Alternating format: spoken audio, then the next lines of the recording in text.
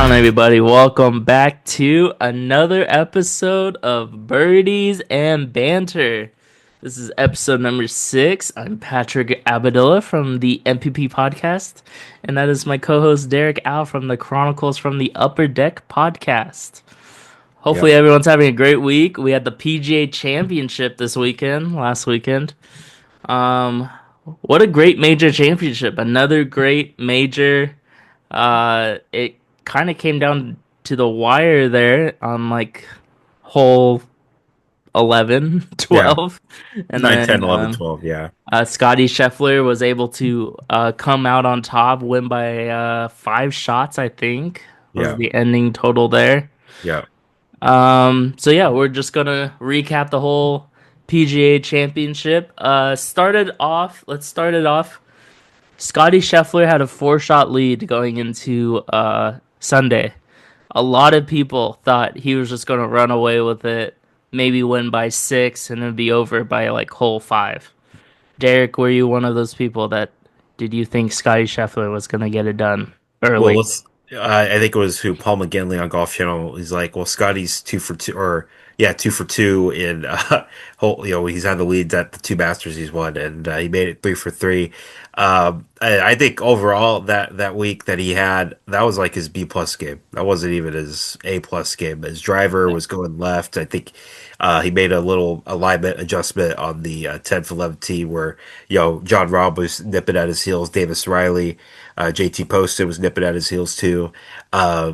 So he made that adjustment and then it worked. But his irons, wedges, putter were on point. But yeah, that was like his B+ game. I mean, that's pretty scary to see the world number one win, like with a wonky driver, which by the way was non-conforming. His old driver was Jeez. non-conforming, which we'll get into that since I have a rules expert to the left of me on the screen here. Um, so yeah, it was a beautiful performance from Scotty. Virtuoso weekend, I would say. Thursday and Friday was interesting. I think everybody was on their Wikipedia looking up who Ryan Gerard was. Luke Donald turned back the clock for 5 hours to 2011. Johnny Vegas, I mean, I think he had a successful week. Played some Yeah. big time golf consistently. We've seen a little bit of spurts of it. Yeah, it was just a really interesting week, but that's the PGA. You're always going to get some weird players contending Yeah. for no apparent reason. I texted Derek. I was like, after the first day, I was like, man, what a leaderboard. Like, Yeah. there were some no names on that leaderboard. I think the closest was Scheffler, and he was like 5 back, 4 back. Yeah, him, Matt Fitzpatrick also, I think was like the Yeah. only one. Keegan Bradley, who he's played well. He might play himself onto his own team in the Ryder Cup. Yeah. But yeah, I love the long shot stories. No, I know we joke around and say we want the heavyweights, but I love the underdog stories, Yeah, and we almost had it. We we almost almost got had it it. for 36 holes. Yeah. So, um, I guess I'll put the leaderboard up. We could talk about it. Yeah, We could talk about who we picked. JT was the only one from I picked Scotty to win, and then I had JT and Souffle, and JT was the only one to miss the cut from my picks. yeah. By the way, folks, we are not matching. This is a Jackie Robinson one of one T-shirt. Patrick's at the FC FC Barcelona Barcelona. since Messi was in our presence last week. Oh, I gotta ask our coworker Curtis about that. Oh, he loved life, ladies and gentlemen. I mean, I don't think people were in Charlotte. I don't think people were outside Scotty's house wanting their autograph like they were at Santana Row wanting Messi's.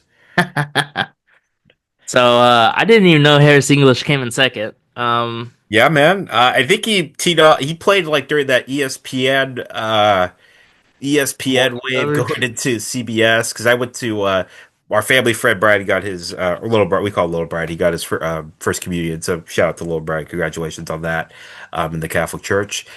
So yeah, as soon as I turned on my phone again and like Harris English, and he's already done. Like what? And then Amanda Ballioni, she said, "Are you gonna stick around?" He's like, Oh yeah, "No."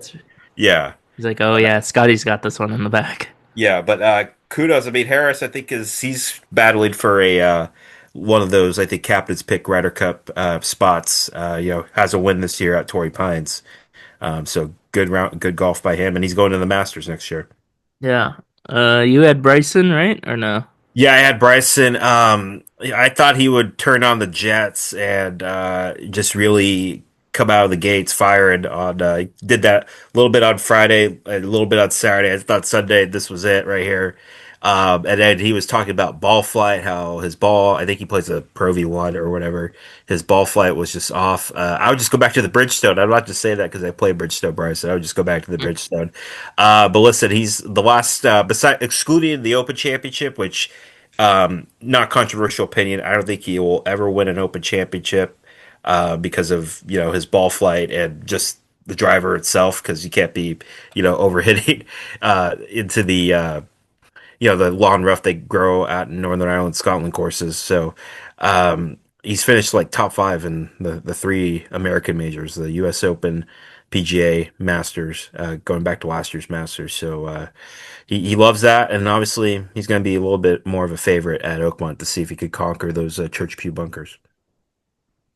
Yeah, he just never put it all together. Yeah, I think a lot of people picked him because Quail Hollow was gonna play long, yeah, long par fours. The rough wasn't as thick, but he was able to get out of it pretty easily, but probably too easily.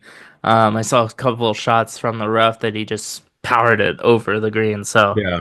I don't know. It was an interesting championship for him, but he still got tied for second. So He's back to 10 in um, the world now, and he has a spot at Bethpage Black. I think he clinched it last year, and he's continuing to do so. yeah, like we said, Davis Riley, Johnny Vegas, JT Poston had a pretty good first three rounds. Yeah. He was near the top.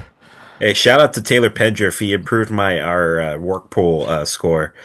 I went from like second to last to I think like 15th. But I mean, our work pool was just, folks. The winning score, I believe. Shout out Ryan Neal. He won what 20 over, I think, or yeah, 20 over. 20 over? It Oh was shoot. 20 plus I gotta 20. That check was the that. winning score. It was just, it was like a carnage on our work pool. A lot of the guys I think we picked in the middle tiers had early flights out That's of where you win and lose them, you know. yeah, yeah. Ryan Gerard was up there pretty high. Fitzpatrick, Keegan Bradley, John Rahm, Oh, man, he was tied for the lead. That's insane. And then does he have the scorecard here? yeah. Yeah, and then that's his last three holes. So Yeah, that I think the turning point was 15 where he had a chance to birdie it and I don't know what in the world happened. He just like misread it and it came pushed close and it or going in. something, He right? pushed it to the right, to the left. And then it just it imploded 16, 17, and then 18 he hit in the water. But it's good to see John Rahm back, found his form. He's trending in the right direction. And I know obviously a lot of it's made of him going to live golf and just not being play a lot of competitive golf against the elite guys that you see on the PGA Tour. Yeah. So yeah, the captain Keegan Bradley. I know we passed Joaquin Niemann also gained his first top 10 finish, I believe at a major. So kudos to Joaquin and my boy Siwoo Kim. I mean, oh, I wanted him to win because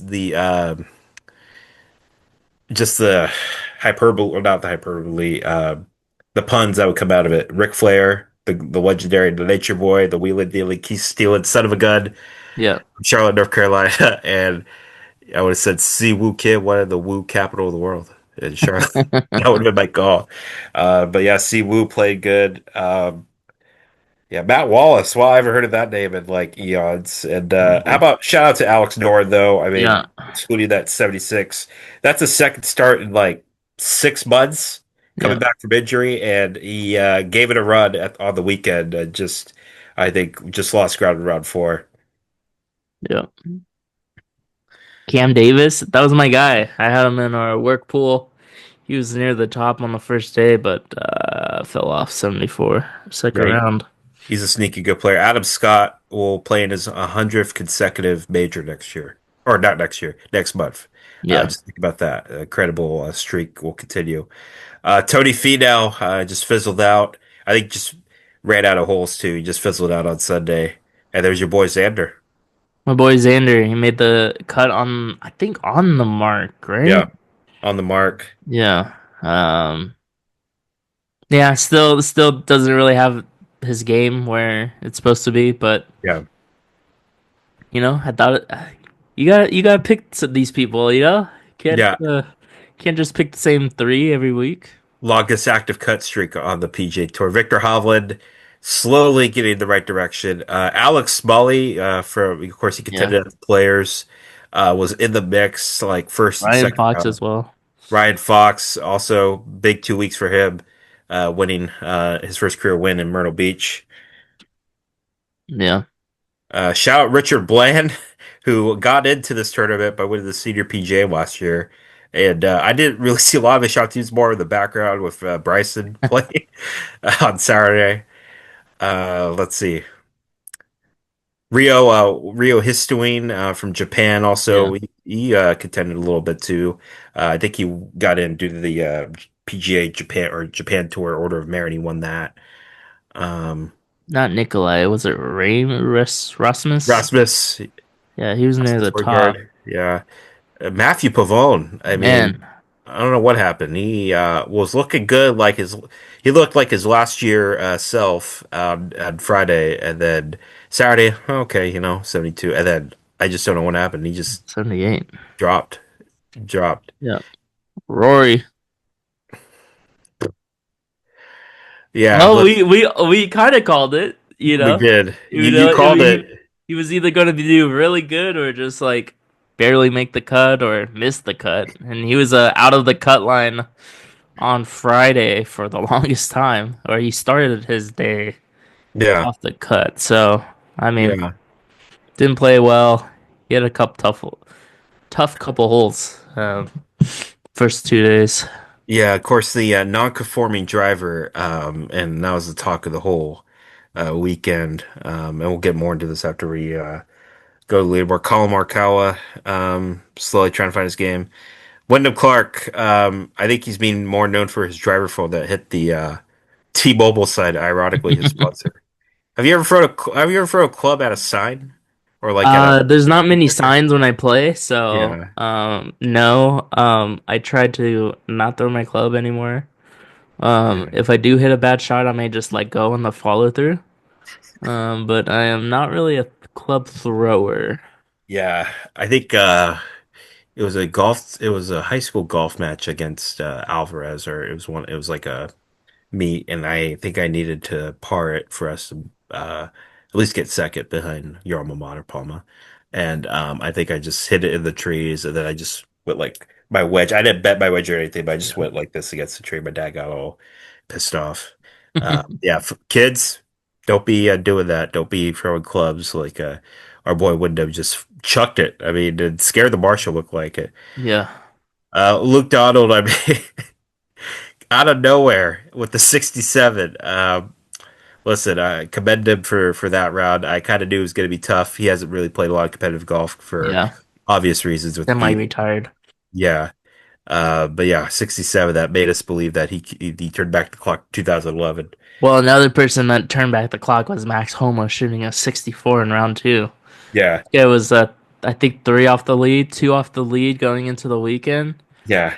And that was when there was like a lot of no names on the leaderboard. So it felt good to see Max Homa, but tough finish, 76, 77 on the weekend. He's starting to find his game. Sergio will not be at the U.S. Open. He missed out on qualifying on yesterday in Yeah, Dallas.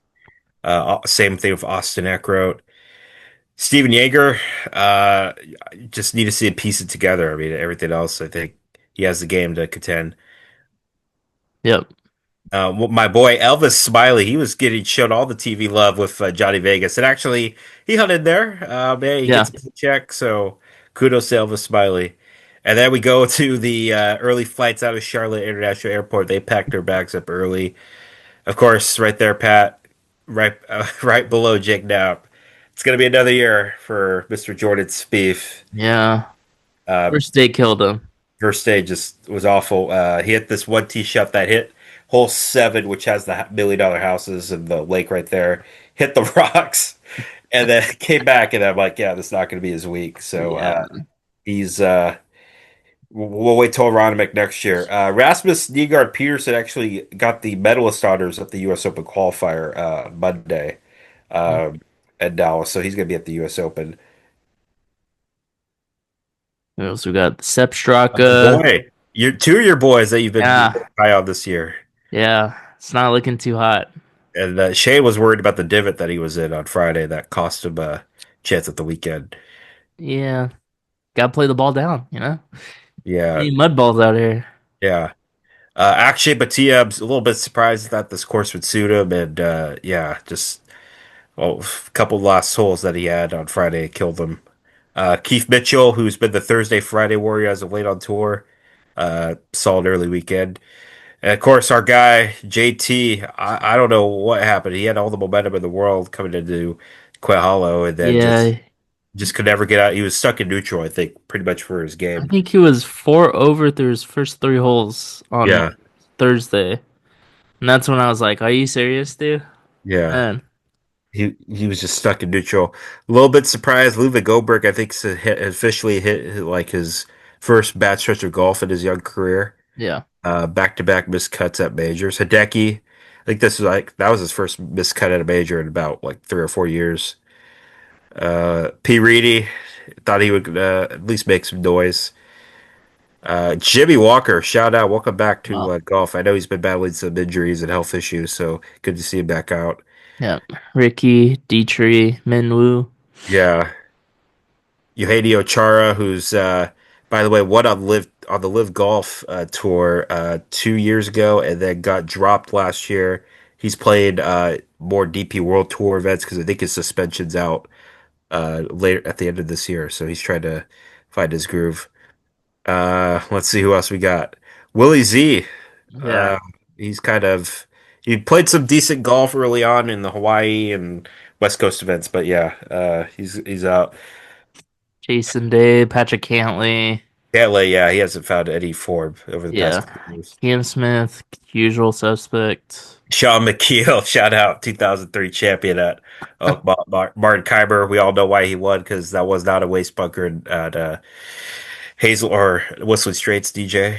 Yeah, my guy Tyler Collette. I don't think anyone Hey, made the cut, right? No PGA no pro. PGA pros, unfortunately, did not make the Yeah, cut. Justin Rose, a little bit surprised that he just had 2 bad days, bad week. Thought yeah, he would be a little bit of a contender. And then those two with the Watermaker trophies next to their name going in opposite directions. Phil, I think, like showed up, I don't know, on Tuesday, Wednesday, just like not nonchalant, and then just goes out and does that. And then Brooks obviously. Koepka, just I don't know where his game's going. It's going south. Yeah, Russell Uh, Henley. Russell Headley, yeah, I'm surprised. Carl Phillips, first major, one in Puerto Rico, the Stanford product. Yeah, First, only Sunday Red guy. He'll find his game. DJ was DJ, near the top on Thursday. Lord have mercy. I don't know what happened to his game. Jason Duffner, a little bit of a yikes. And then these are all your PGA Tour, or not Last PGA Tour pros, but plus 23, huh? yeah. Michael Block, who, by the way, has an exemption into the Charles Schwab Challenge, aka the Colonial, this week. So he'll be on tour this week. Yeah, and that is it. Yeah, that is it for your 107th PGA Championship. Yeah. Like I said, it was a good championship. Saturday and Sunday were pretty fun, and man, Scotty Scheffler's super good for not playing the best, but and he's proving Phil Mickelson wrong. Phil he said Yeah. that he wasn't gonna win before the Ryder Cup, and now he has 2 wins, 3 wins. Yeah, I want to take anything that Phil says these days on just don't look at his Twitter profile. But yeah, Scotty Scheffler, I mean, I think he's passed Jordan Spieth in PJ Tour career wins, and he's done that within a what 5 year span that he's just been ascending to the top. And I love Nike's ad where is he the best player in the world? Yeah. Guilty. So good. And by the way, we're gonna do a quick announcement to all the golf pundits out there. I see you using the term career Grand Slam, which is fine. I mean, we saw Rory do it last year. Phil, ironically, has a crack at it at Oakmont. We won't divulge into his chances, probably less than 5%. But Scotty's going for the career Golden Slam, and what I mean by that is he has the Olympic gold medal. has the Masters, has the PGA. So I'm coming up with a new term. He's going for the Golden Career Slam and Golden Career Grand Slam. I still got to practice that. The closest player in our era that's done it, that's on the LPGA Tour, was Inbee Park, one of the greatest LPGA Tour players of all time. She's won all four of the modern majors. The closest to because they added the fifth one, the Evian, which is whatever, was tied for eight. So Scotty could legitimately have a good shot at the next two Yeah. majors and have the the golden career Grand Slam, which Yeah. I like instead of the career Grand Slam. So, folks, golden career Grand Slam. That's what Scotty's chasing more Yeah, than his boot. I wonder if Rory didn't get the career Grand Slam at the Masters, do you think people would be talking about that Scotty's like halfway there? I think just because Rory won, I think there's a lot of talk about career Grand Slams this year. Yeah, I think it. I think the talk like they have to pick it up. I think Golf Channel, everybody does. I think if he wins like the U.S. Open and then has a legitimate shot Crazy if he then gets it done this year. at Royal Port Rush. Now, I think for Rory, it's going to be like Olympic-esque, World Cup-esque when he goes back to Royal Port Rush, where he holds the course record. That's one of the first courses he's played at. And as the Masters champion, as the Players champion too, tries to win an Open championship on home soil, Yeah. that is going to be nerve wracking as hell. I thought the back nine at Augusta was going to be nerve wracking. Uh, that week in July, I mean, you're going to have your entire home country, at least like 90% of people that you know there. That's going to be insane. What an atmosphere that will be in Northern Ireland. But I think Scotty, obviously, he's just ascending to, he's knocking on the door of being a top 15, top 10, and top 15 player of all time. Of course, Yeah. he's still way, Like he's not even in his prime yet. He's he like already barely surpassed hitting. 81 million earnings in his career, which is just wild. I know 20 of that is the FedEx Cup, but still, that's insane. And he didn't need to play TGL to do it. That's just a beautiful thing. Hey, Just maybe like he'll be on the expansion team. the Motor Detroit. City, Motor City track. Yeah, I don't get why it's taking up till 2027 to play. Don't you just get four cats that want to say yeah, and then they'll just go? I mean, I guess because it's going to be an automated team, so I don't understand that. You got to add a team. You got to have like a Texas team, and then you could have Scotty, maybe Will Zalatoris. Yeah, I Scotty's could definitely got to be a see him. captain. Yeah, Yeah. Um, but then also they got to stretch it out for TV weeks. So I don't know. I don't understand why you wait until 2027 to launch a yeah. team that really you're only flying to Florida to play. But It's a crazy travel schedule. Yeah. Um, I guess non-conforming. We'll finish yeah, off this episode non-conforming. I guess non-conforming. the PGA they test drivers every single week, but Yeah, they only test three players out of the whole field. yeah, I And now back-to-back majors where I guess they tested Rory's driver at the Masters. They said it was non-conforming, which supposedly just means that all these drivers, the faces of the driver is just worn down, and yeah, that's what makes it non-conforming because they beat golf balls on the range 24/7. yeah, So it's a lot of people are saying that they cheated. They didn't cheat. Okay, let's get the facts right. Okay, no one's getting cheated out here. They're professionals. They hit the middle of the club face every single time. So yeah, that's my rant. yeah. That's all good. I think the easiest way to do it is when you check into the tournament. I mean, is it not? You just have your club, you have a guy there, looks at the driver, okay, whatever. I know a lot of it's targeted towards the guys who have higher swing speed, so they're not going to target an example, Brian Harmon, who doesn't hit the ball, 350 or whatever. It's Yeah, going to be Bryson's, it's going to be your Rory's, your Ludwig Obergs. I mean, it's going to be those lawn hitters, and Scotty too. But I think there needs to be more of a fair, more balanced system, kind of like what they do with Major League Baseball with the rosin stuff. I think you just it need just to, test everyone's driver yeah, the test week at least before. everybody's driver, when they check in the golfer, it's simple as that. If it looks worn down, great, you can test it. These golfers got the equipment trucks right there who can fix a new one for them. So I just, I think a lot of people are making a big deal of it because Rory didn't talk to media for 4 straight days because he wasn't in contention. That's hello. It wasn't in contention. And then Scotty just like, hey, I won. I'm gonna rip off the band-aids that way. You guys don't annoy me when I'm at home. By the way, he is playing this week too, and in Fort Worth, he's playing the Yep. Colonial or playing at Colonial. So yeah, it's just a really bizarre scenario. Um, yeah, I think there needs to be a way. There needs to be a better way to go about it, especially at majors when you got all these like rules officials there that can just go around. Come on, you can. There's a better way to do it than, hey, we're gonna pick random 10 to 12 players randomly. That's kind of seems like a little targeted. So I think there's Yep. a balanced way to do it, and I think it's just simple. Check in. Okay, boom, there you go. Yep. That's it. Yeah, Have to that's see. it. Patrick got a haircut. I clean shave it because we're entering summer. It's gonna be the temperatures are warming up. Hopefully they're warming up where you're living and you're starting to play golf like Scotty and Rory. Yeah. You got US Open at Oakmont's next major. Should be a fun one, should be an interesting one. The course looks fantastic. Rough is thick, That's gonna church be pews in the bunker, big greens. It's gonna be fun. So, Folks, have you um, ever seen a NASCAR race that gets rain delayed multiple times, that you see like multiple car crashes? That's what's going to be like at Oakmont. You're not going to see a 59. I'll be shocked if we see a 59. They might be using non-conforming clubs or taking steroids, who knows? But you're going to see either a four underscore to like +4. I mean, it's not yeah, going to be a runaway. It will they be, turned the heat up on the yeah. US Open. It's So, no joke that Oakmont's like one of the best, golf courses. They will host the most U.S. Opens as of when they get it.